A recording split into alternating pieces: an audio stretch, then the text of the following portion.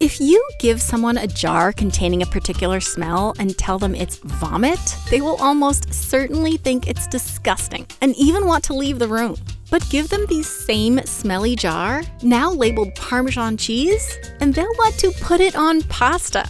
Seriously, this very experiment was done back in 2001 with these exact results. Results that made me question how I feel about Parmesan, puke, and my own sense of smell. This is Minute Food. The idea of confusing the smell of Parmesan, one of the most popular cheeses in the world, with vomit might sound ridiculous. But once you start digging, you will find tons of anecdotal evidence of this exact phenomenon.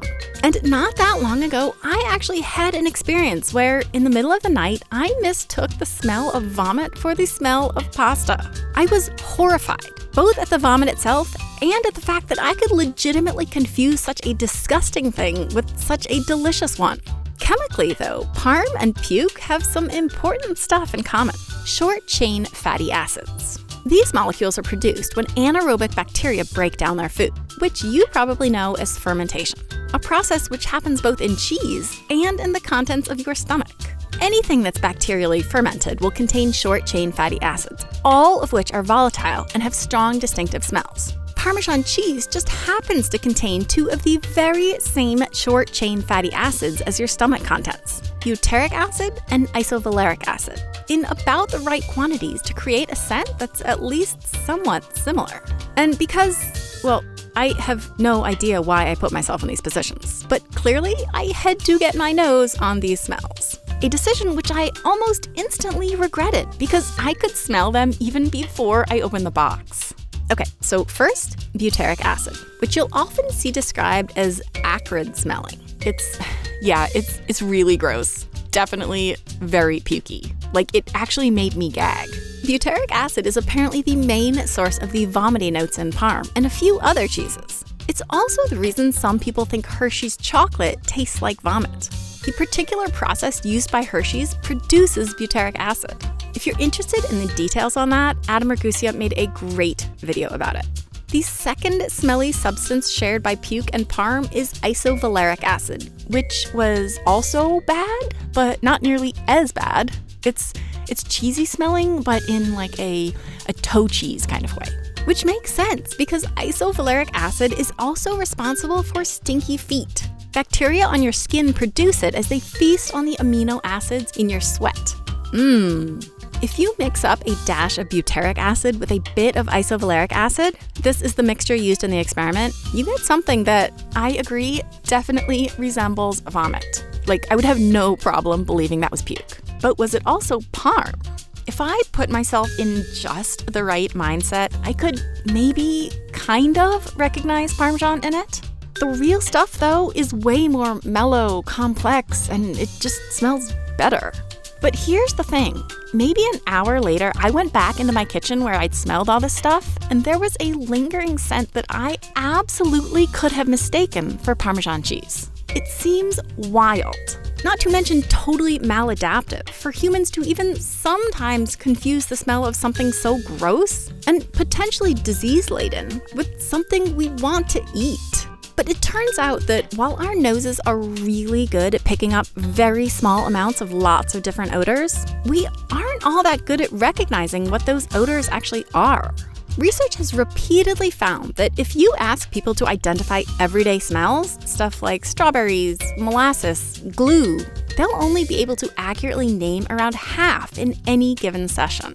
That is obviously way worse performance than if you asked people to identify these things by sight. In most cases, smelling seems to be a secondary sense for humans. Smells are usually accompanied by other information that helps clue us into what we're smelling. Like if an acrid, cheesy smell is accompanied by the sound of puking, or puke itself, it's probably puke. If it's at an Italian restaurant, it's probably cheese. Hopefully, it's cheese.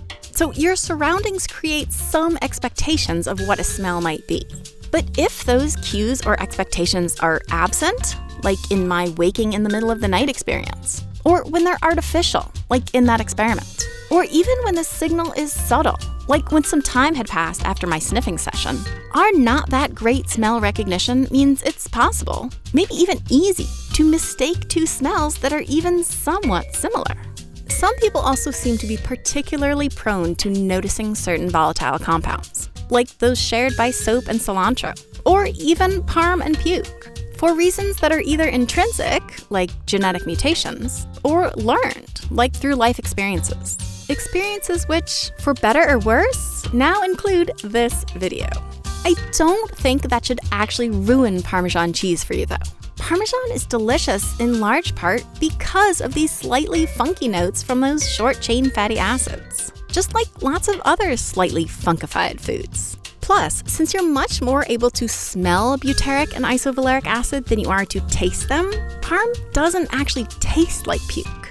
If, for whatever reason, you are sensitive to the pukey notes in parm, you don't have to give up on it. As Parmesan ages, those bacteria break down more and more milk fat, producing more and more butyric and isovaleric acids. So younger parms will be less pukey than more aged ones. And don't reach for the stuff in the green can either.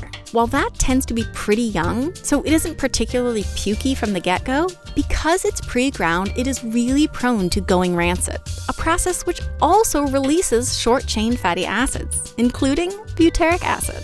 But except for the really egregious cases, I am still a big fan of parm in basically all its forms. After all, complexity is a big part of what makes food so interesting. So pass the pasta, will you? Okay, so the postscript to this video is that even a few weeks later, that lingering maybe parm, maybe vomit smell in my house has proven remarkably difficult to get rid of. So consider this a public apology to my family, but also a promise to all of you that we are committed to making deep dives into all things food and cooking, even if I regret them later, and even if no sane company wants to sponsor them. If you want us to keep being able to do this, there are a bunch of ways you can support us. First, subscribe and send our videos to other potential Minute Food fans. If you have a few dollars to spare, join us over at Patreon or right here as a YouTube member. You'll get gorgeous printables, discount merch codes, early access to our videos, and warm, fuzzy feelings because you are helping make Minute Food possible. And finally, you can shop our awesome merch store at dftba.com/minutefood, where you can join the non-stick pan fan gang or show your love for the 𝗶𝗁𝗃 family. Thanks to everyone who has supported us this year. We cannot wait to share more delicious and weird science with you.